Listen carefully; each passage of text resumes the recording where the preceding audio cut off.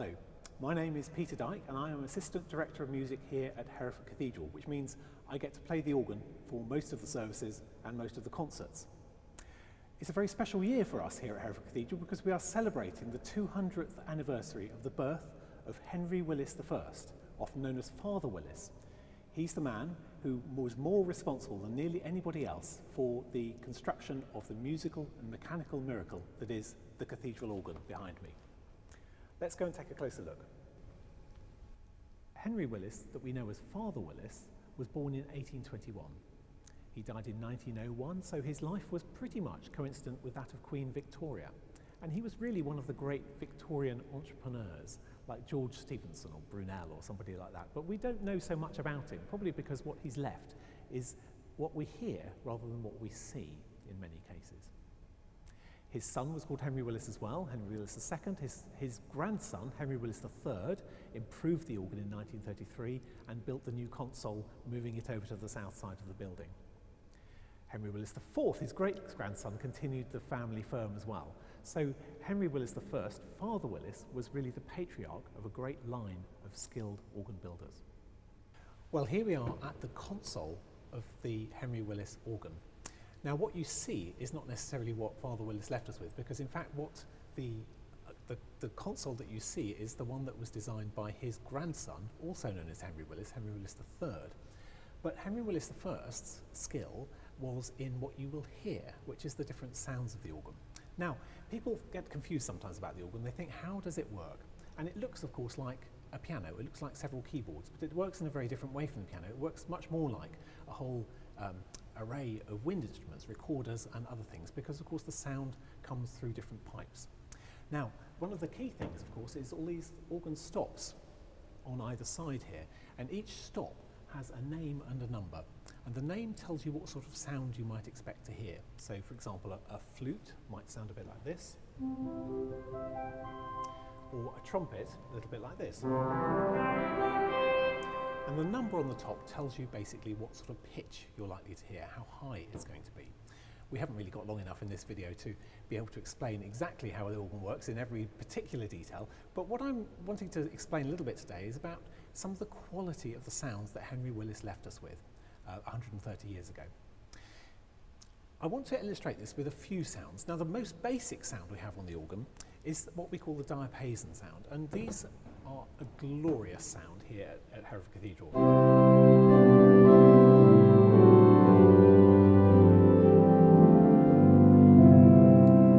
I've drawn 3 stops there, and they all complement each other. They're all slightly different from each other. Number 1, number 2, and number 3, all slightly different, and they're very carefully built. They're very carefully voiced.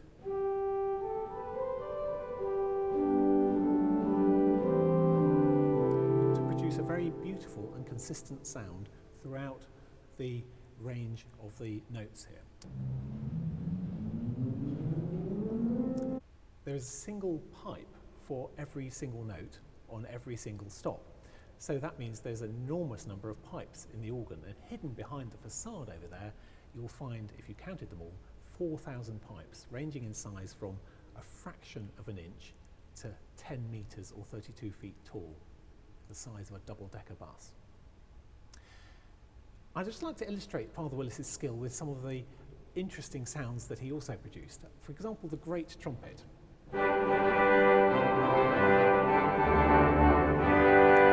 8-foot, 16-foot, and 4-foot pitch, giving you the different pitches. If I put them all together, you get the most magnificent sound of all.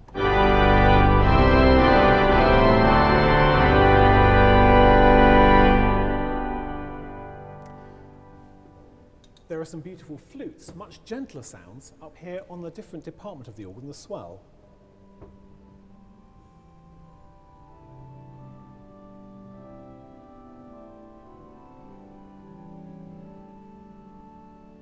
The quality of the sound, like the quality of a singer, really, being a very, very important thing, and something we're very lucky to be left with.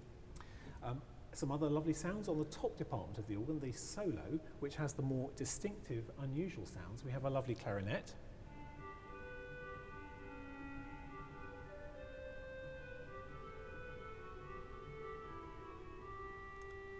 and these beautiful string stops. Of course, the sound is made by pipes, but it sounds a little bit like stringed instruments.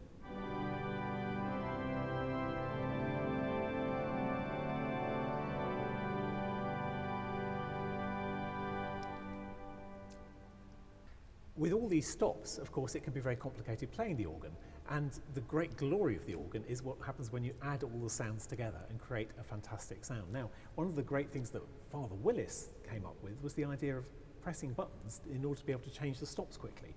And so if I press some of these, I can suddenly add lots of sounds without having to stop, take my hands away and add the stops by hand. So here I am playing a piece.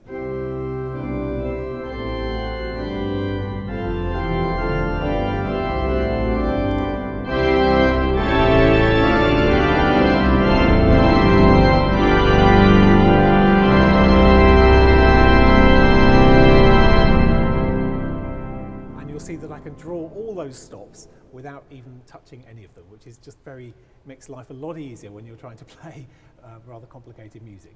So Father Willis's innovation made it much more possible to play much more complicated and colourful music upon the organ.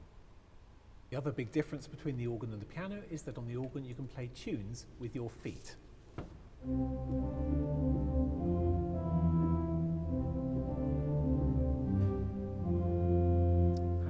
Father Willis.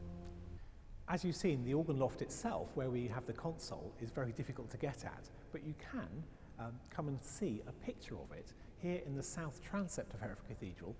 There's a memorial here to one of the past organists, George Robertson Sinclair, who was organist here at the time that Elgar was living in Hereford.